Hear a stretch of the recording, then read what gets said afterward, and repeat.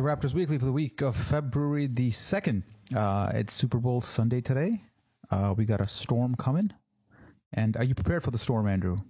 I'm ready. I've braced myself. I live in the north, so it's just a Saturday for me. Yeah, and it's like it's not even a storm. It's like 8 centimeters or something. Yeah. And I remember this used to be a routine thing about 6 years ago, but suddenly we need to prepare for 6 centimeters of snow. What's going on with that? You know, I live much further north than Toronto, and we've got like the least amount of snow we've had here in years and years and years, and everyone's weirded out by it. And we've got like 2.5, 3 feet of snow. So at this moment outside. Yeah. All right, man. Let's talk some Raptors. It's a Super Bowl Sunday, so the basketball is almost like second in our minds. But when you have a 6-game winning streak going like the Raptors do, you have to talk about it. Have things gone back to normal and we're back into the November mojo, or is just the Raptors taking advantage of a softer bit of the schedule? It certainly seemed a lot like last year's Raptors team, where they reel off a lot of wins and they beat some impressive teams. And if you just look after the fact and you see that they beat Washington in Washington on the second game of a back-to-back, then it looks great. But if you're actually watching the game, it felt at times great and at times not so great, where we let them back in after being up well more than double digits into the fourth quarter. So, I mean, things are okay. Things are trending upwards. We're putting wins on the board. That's fine. But are you excited about things? The thing is that when we were up by 20 against Washington last night, I knew at some point, we're not going to win this game by 20 going on 30 points. You just knew that 9 of 11 shooting from 3-point range is not going to last. And at some point, Washington's going to make a run just because the percentage we're shooting is so ridiculous. And sure enough, sometimes you can write that off for the whole game, but most often teams will catch up to the law of averages. And that's what happened in the second half. And I tweeted in the first half that when the Raptors were up by 20, I think Leo Routins was on the tweet too. I was like, there's absolutely 100% chance that this will be a 3-point game at some point. And sure enough, that's what it turned out to be. But yesterday's game was more impressive because we won it in a tight game in OT than it would have been if we won it by, say, 25 and Washington just didn't show up. Yeah, that certainly made a difference. And in the Brooklyn game as well, Brooklyn is not nearly the same quality of team, but it's reassuring to know that when things do get tight, even if the Raptors open the door back in sometimes when they shouldn't, that once the game gets tight, they've looked like the better team this week. Yeah, and a big part of that reason is DeMar DeRozan. Over the last 3 games, his shooting hasn't been phenomenal. He was, he had a poor shooting game yesterday, but 8 assists per game over the last 3 games, and he's showing a read of the game that he maybe hasn't shown since he came into the league. I think at this point he's making assists. I wrote in the quick reaction that he's now picking out passes before he even makes the drive. Whereas last year he was more jumping up to make the pass or not knowing what he was going to do. Now it's more methodical. He has a plan in mind rather than just going off the cuff.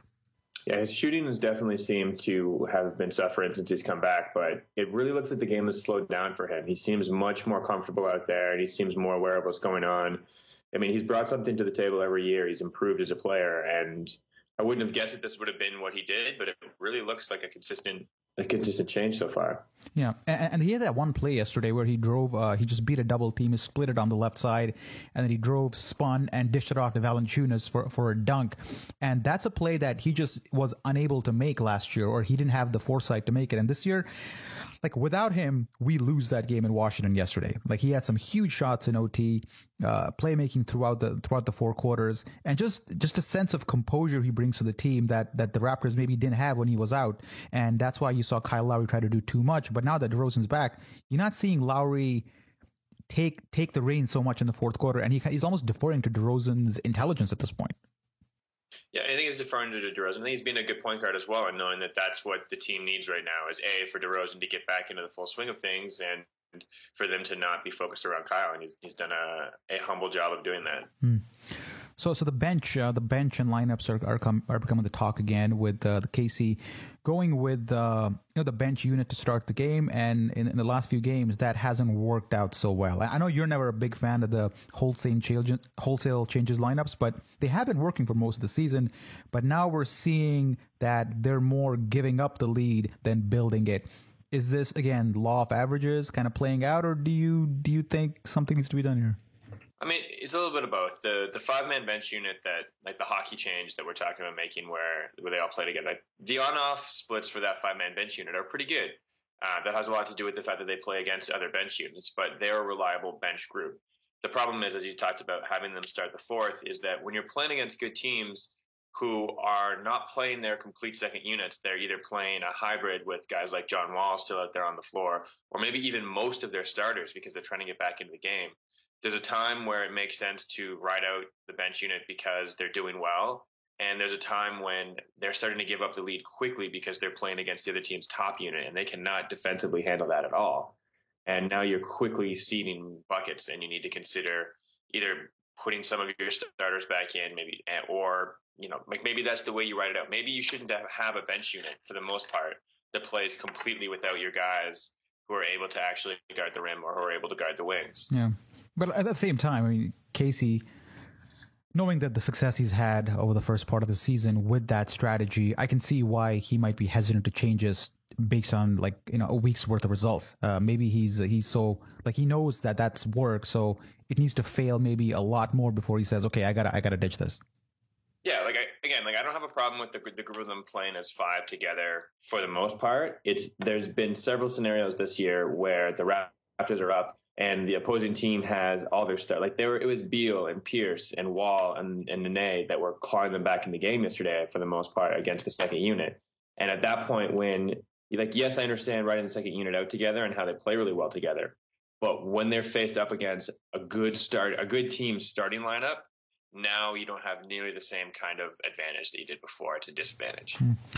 So we got to talk about Amir Johnson yesterday, man. He looked about 10 years younger. And just a spring in his step that I haven't seen all season against a very formidable front line in Gortat and Nene.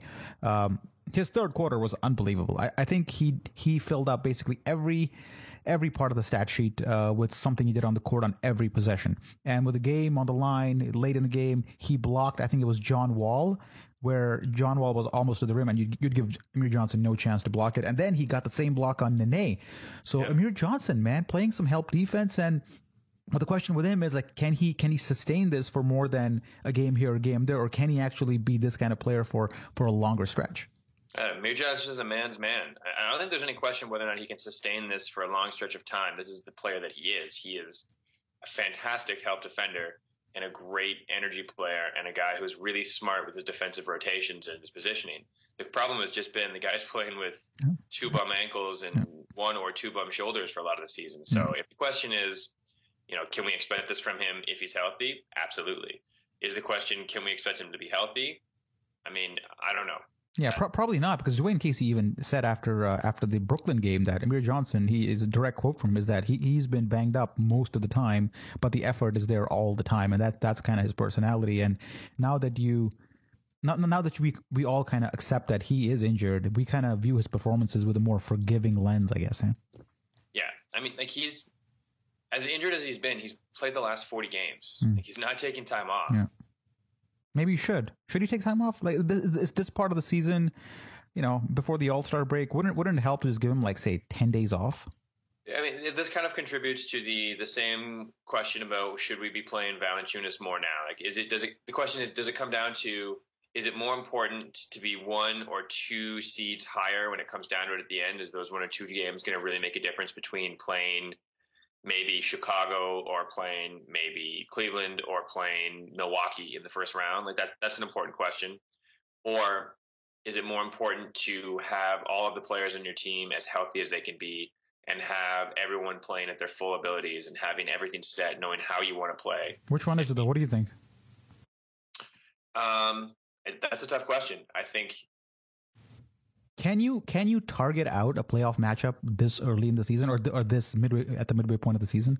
That's the thing that's out of your hands, is that you could say, I mean, no one saw Atlanta before they won all of the games in a row, being the team that they are. So everyone thought they were good, but I don't think that we saw them as the biggest threat in the East. So you can try to get yourself in the best position. You can say, we need to win these one or two games, but you don't know if Washington wins 20 straight games, if Cleveland puts everything together and just becomes an unstoppable force, you could have a great second half of the season and still end up in fourth or fifth place regardless. And at that point, now you really wish you hadn't gotten health. So you can control your own health a little bit as far as giving guys rest. You can control trying to develop Valanciunas, trying to figure out how you should be playing in certain circumstances, whereas you can't control how other teams are going to behave. So if you want to look at what's maybe the wisest choice, I think maybe try to control your own destiny that way.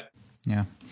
I'd go with the health, man. I think it's a no-brainer because it comes down to controlling your own destiny and playoff success. You could be facing Milwaukee in the first round, but if you don't have a healthy Amir Johnson there, you might get eaten alive on the boards. It's simple as that. So I'd go with the health every time. But hey, man, before we end the segment, we got to talk about Lou Williams a little bit.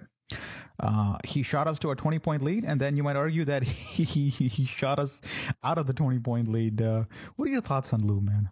This point of the season, has anything changed since the last time we discussed his hot and cold shooting?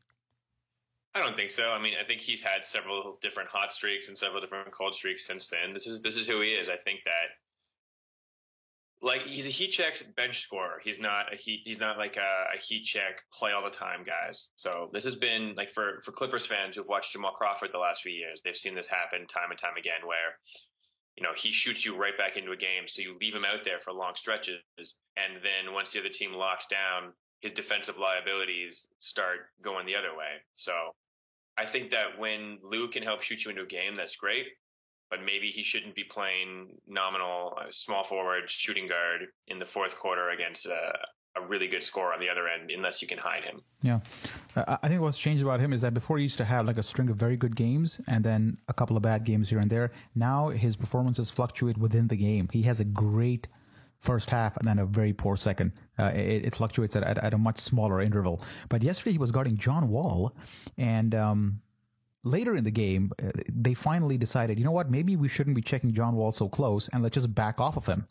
And they didn't adopt that philosophy till like the fourth quarter or late at the latter part of the fourth quarter, and that's when it started paying off just a little bit.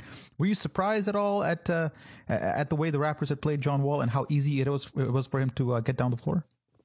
I mean, I'm not surprised at how easy it was for him to get down the floor and get to the hoop we wanted to, because John Wall's been doing that at will this year. He's insanely athletic and he's really, really good.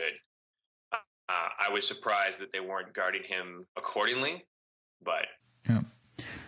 There were a couple of plays, man, where Wall went to the rim and he was literally a blur on the screen. Like the HD resolution of the TV couldn't keep up with the speed, and it had like a morph effect, like, you know, when you like teleport effect, like he went from the half court line to the free throw line in just a dash. And I think even Devlin commented like, "Did you see that speed?"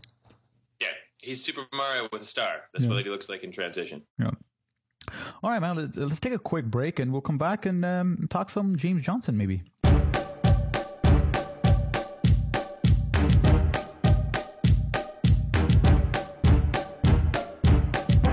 Welcome back to part 2 of Raptors Weekly on Super Bowl Sunday. Who's your pick, by the way? Seattle versus New Give England? me the Pats. Give me the Pats, yeah. So on the last pod, I think you were PVRing the Indy New England game, and it was like a blowout. Did you end up watching the whole thing or what? I did. How far did you get to before you said, okay, let me just fast forward through this? I think I watched all of the plays straight through. I just skipped through all the commercials and all of the talking. But I mean, like a football game, if all you're watching is plays, does not take very long. Yeah. I really had nothing else going on though, so I wasn't that incentivized to skip through it. Yeah, it's actually like 12 minutes of action when you think about it. Like an actual football game of actual action, not running the clock down. It's about 12 minutes. That's what research says. So. Yeah, it's not fun to watch if you just skip in between every play. Yeah. No atmosphere. Yeah, man. So Terrence Ross, let's talk about him. He was demoted to the bench in favor of Greivis Vasquez, and Vasquez came out and said that, you know, even though he's starting, he wishes that Terrence Ross would start because he's really cheering for the guy and rooting for him to come back. And his initial response when he was sent to the bench was not positive. He was very unproductive off the bench. His first game was great in Milwaukee, but after that he hit a bit of a down. But then over the last 4 or 5 games, you've seen a guy who's kind of adopted his role a little bit better and has improved defensively to some degree. Have you noticed any change in Ross's approach to the game? I think his intensity has kind of come up a little bit. I think that Ross has always seemed to be a guy who's sort of, I don't know if cerebral is the right word. I'm sure that he is a really smart guy, but he seems to need to understand where he's supposed to fit and what his role is. And he's sort of like looking for how to apply himself whenever he's in a different scenario. And it takes him a little while to figure that out. And that kind of approach, I think, sort of alienated him to KC within the starting lineup. But I think that he probably didn't have enough that he felt like he was doing to keep him engaged enough when that might have contributed to why he was losing guys running around screens. Or, I mean, I'm not saying that's an excuse. Like that's unacceptable, but that might have contributed to that because having had a few games to figure out where he sort of fits in the bench unit and having a little bit of a bigger role. And it seems like he's responded to that now in engaging more and really kind of locked down and maybe play his way back into the starting unit. Yeah, and it speaks of a big endorsement of him by Casey by playing him ahead of James Johnson, who has arguably been the much better player this season. Yet he's picking Ross in the lineup. And that's like, if that's not a show of confidence in the player, I don't know what is, because arguably like James Johnson should be playing every minute ahead of Ross, but Casey has stuck to the youth movement. Well, Johnson missed a few games this week with a sore hamstring. So, but even prior to that, he was available, but didn't. As far as why is James Johnson on the bench? Like it could have been that he was trying to play through a tight hamstring for a little while, and now he's just taking some games off to really make sure that that's okay. Like that could have been what was going this the whole week. Well, Casey did say he did say that somebody asked him like what happened to James Johnson minutes, and he goes, "Hey man, listen, his time will come. It's a conscious decision to not play him right now." I think Casey was quite explicit about that. He goes, "Yeah, I could play him like 5 minutes a game here and there, but like I wouldn't just play him just to say that he got into the game." He just said his time will come, and that's. The injury happened after that, so I don't think his reduction of minutes has to do with injury.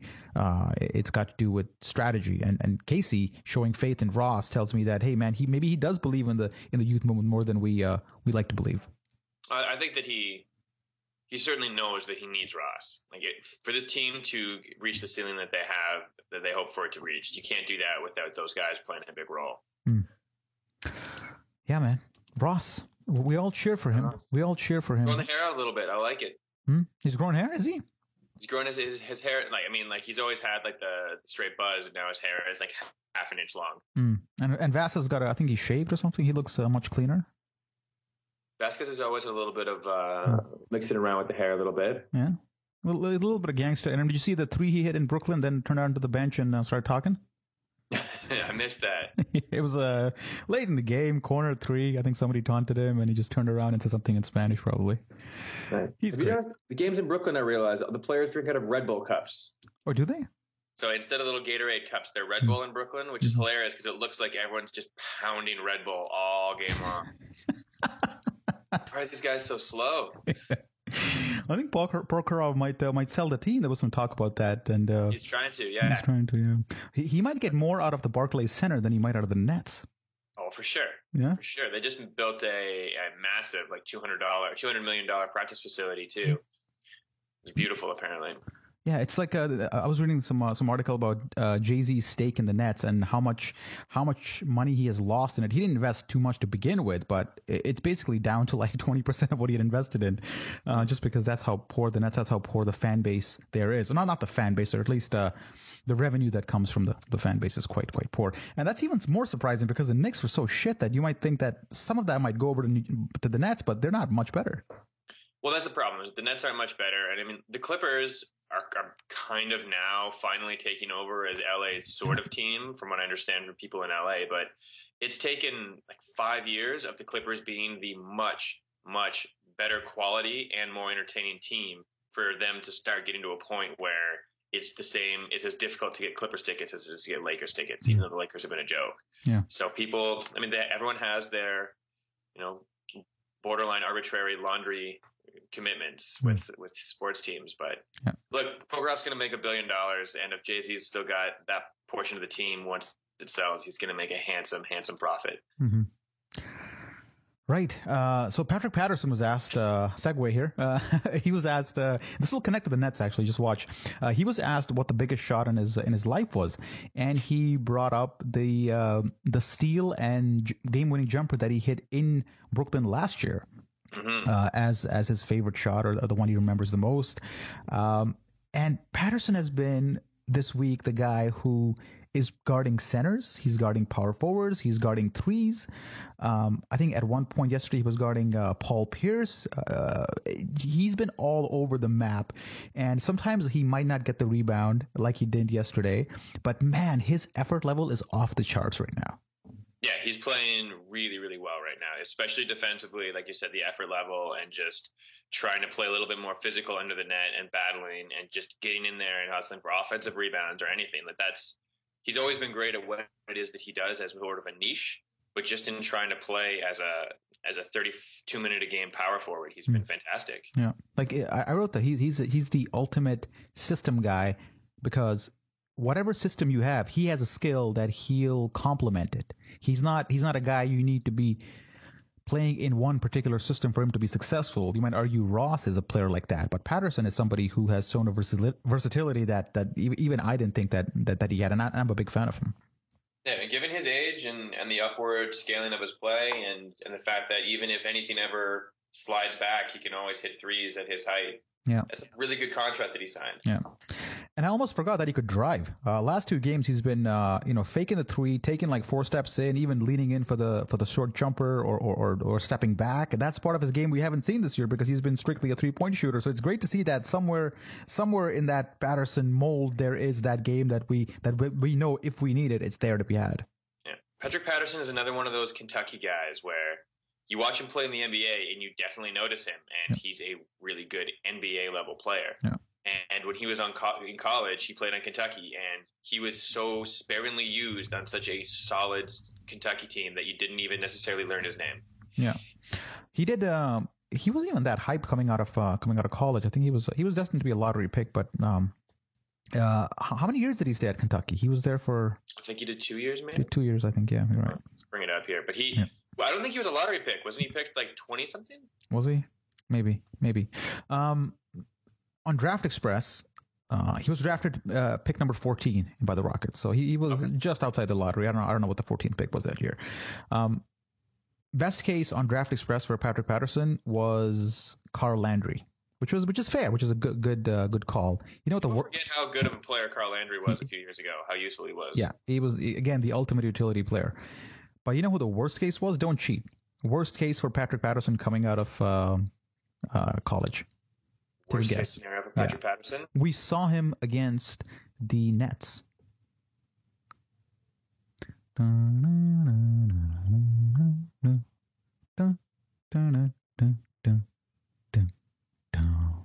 Chris Humphries. Oh, you mean against Washington? Oh shit, man! Did I screw that up? Okay, yeah, Washington. My bad, listener. That was scenario. Chris Humphries. Those are two. I mean, they have very, very similar body types, but their game types are not similar at all. Maybe it was like 4 years ago. Who knows? Yeah, maybe in college he might have put up different rebounding numbers. I'm not sure. Yeah. And I know Chris Humphries in Mini, I think he went was a much smoother player. He wasn't as much of a garbage man type player, but had a little bit more skill compared to Chris what he faced. He's got a 14, 15, 16 foot jump shot, but not the same kind of 3-point range. Yeah. All right, so that kind of wraps up part 2. Sorry for screwing up the whole trivia question thing there.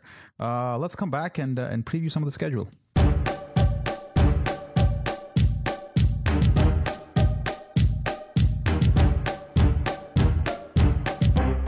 Welcome back to the final part of Raptors Weekly, gearing up for Super Bowl. My pick for that game are the Seattle Seahawks, man. I have to go.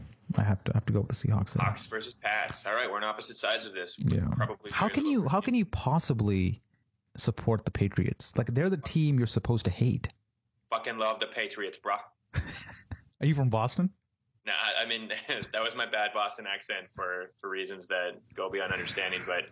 I actually have always enjoyed watching the Patriots. I will always root for the villain, and I think Bill Belichick, I mean, you have to want him to be a villain. Like, he's a football coach who doesn't like to answer questions, cry me a river. Yeah. But I'm a fan of greatness. Like, if you don't want to hate the Patriots, if you just actually spend time watching Tom Brady play football and watching the often not that great New England defenses prepare specifically for the offenses they play against. Like, you have to appreciate from a schematic perspective and just from an execution level. Like, they're fun to watch because they're always good, and that's really hard to do. And I just appreciate watching them, like watching the Spurs. Yeah, I'm like, let me take that back. I'm not a big Seattle Seahawks fan by any means, but what I'm going to do is I'm going to watch like the first quarter and then decide who I'm going to cheer for. Like, I need some feedback before I make a decision on who to cheer for. Make an educated choice. Yeah, I don't.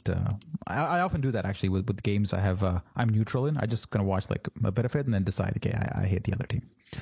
And look, the Packers are my team, so the Seahawks kind of left a little bit of a sour taste in my mouth. Who's your second favorite NBA team? My second favorite NBA team? Yeah. If it doesn't come off your tongue, then you probably don't have one. Yeah, it's somewhere between the Warriors, the Spurs, or the Clippers, because that's, I mean, the last 4 or 5 years, mm-hmm. I've watched a 10:30 game that one of those teams played basically every time I could. Mm-hmm. For me, it used to be Seattle, but then they moved to OKC, and then I couldn't carry that love for them over to OKC. But in Seattle, I loved Sean Kemp, man. He was my player. I still have a VHS Sean Kemp highlight tape. I thought you were going to say I still have one of his kids.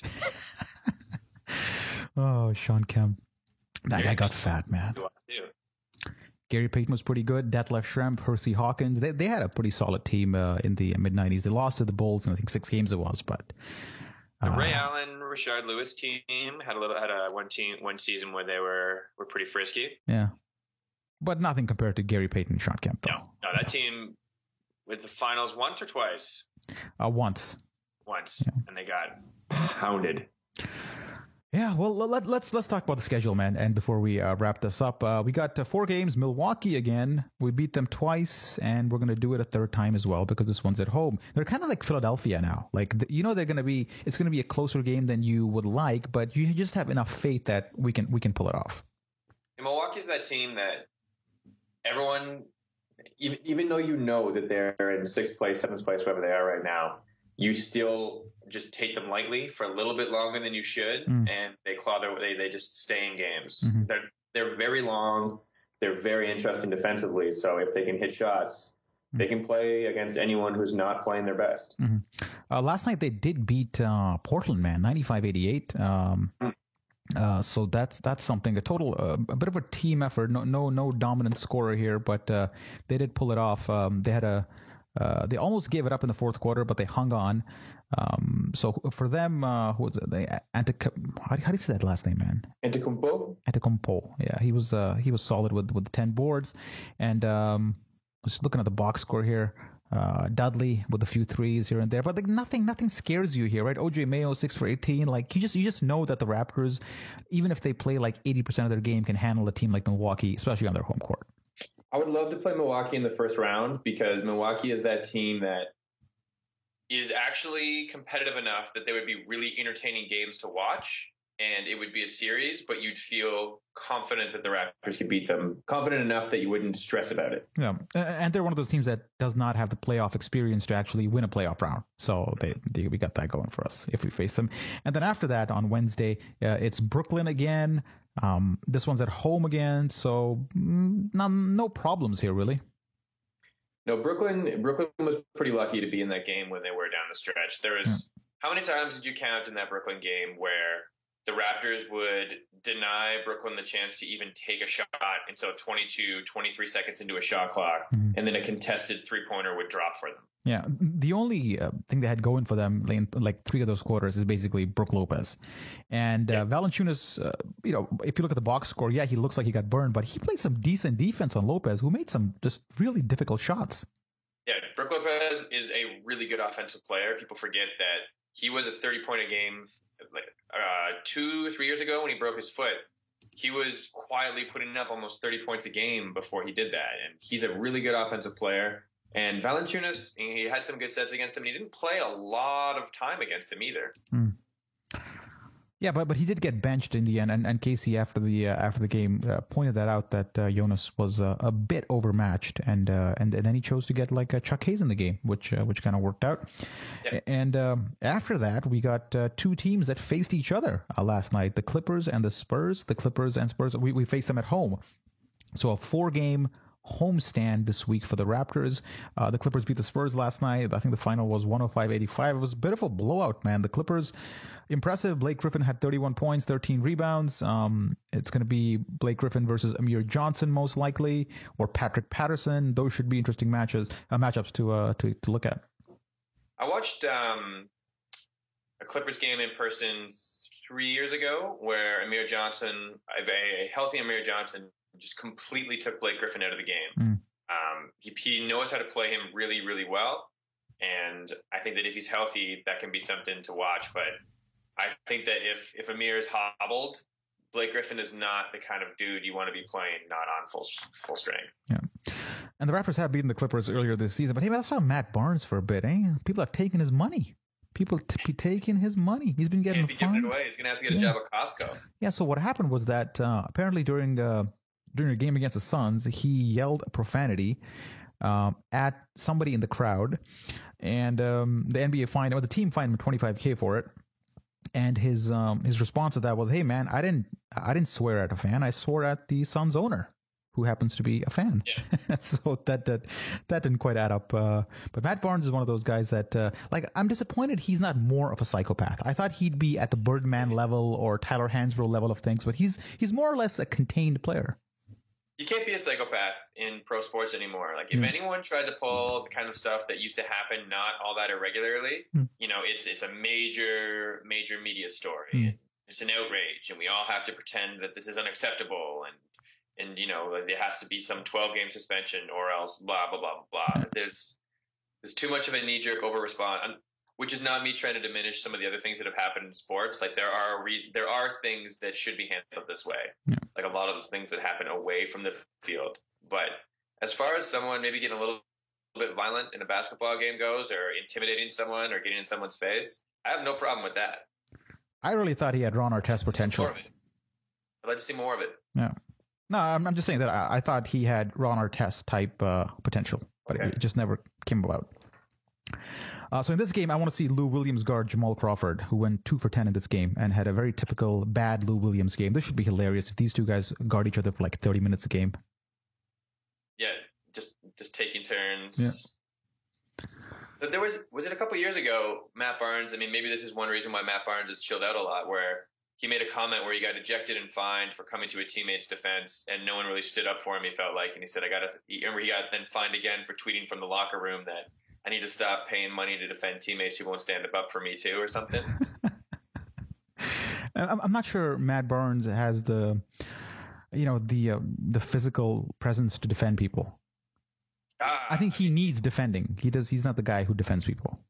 I don't know. Like he's a little thin, but he's a wiry dude. He's pretty big and crazy. Like, look, if it's me against Matt Barnes in an alley, I'm really not happy about that scenario. All right, let's get back to the game, man. Hedo Turkoglu played 12 minutes in this Suns game, and in this Spurs game, which means it was a blowout. So look forward to that. I hope he gets in the game, and I hope the crowd does boo him. This is one instance where booing is totally deserved. Like, there's no argument whatsoever against booing. If you got the lungs, go for it, man. Yeah, I have the ball. Yeah. And then after that, we got the Spurs on Sunday. This is always a entertaining game at home. Spurs coming in, champions, but struggling a little bit. But always, it should be at least a fun game to watch, at the very least. Yeah, the Spurs have really struggled to have enough of their core players healthy and playing together for a stretch of time for them to sort of get their rhythm and look like the Spurs. If they can put that all together, then I don't think they're going to be at the level they were at last year, where they were clearly the best team in the league, but they can beat anyone on any night. Yeah, and take it. Yeah, I'd say the Raptors, they're there for the taking. Let's put it that way. They have won 3 of 4, but they did lose to the Clippers, and they're on a. They start an East Coast swing when they face the Raptors. It's a 6-7 game road trip they embark on, which starts in Indiana in Toronto on February 8th and ends on February 28th in Phoenix. So it's they're on the road for a very long time. So it's good because it means that Popovich is probably not going to play a lot of minutes for a lot of the guys. There you go. And I hope he does give Corey Joseph some minutes. That's a guy who's getting some playing time this year, and hope he gets gets a good applause at the ACC. Should be a lot of fun. Corey Joseph only went away because Patty Mills came on so strongly last year that it's kind of too bad because Corey Joseph was playing really good for them the last couple of years as a backup point guard until Patty Mills just decided to be as good as he was. But he's getting that run this year while Patty comes back from injury. It's nice to see. And both these games are on national TV in the U.S. The Clippers are on ESPN, and the Spurs are on NBA TV. So folks down south will get to see DeMar DeRozan and Kyle Lowry do their thing. So should be good times. Mattering. And anything else, man? I have nothing else of value to say, Zohar. How about you? Nothing much, man. Do you see Jalen Rose give the Raptors props and then say he'd pick the Wizards over to the Raptors in a playoff series? I didn't see that, no. Yeah, he was like, tonight's all about the T-Dot. Got to give the Raptors some props. Then he goes, yeah, but I still pick the Wizards ahead of them because they're big man depth. Yeah, I mean, I think that's probably going to be the consensus pick from a lot of the major media outlets. They seem to really like Washington more than Toronto, but all right, let's see how that plays out. All right, man, enjoy the Super Bowl. All right, you as well, sir. All right, later, man.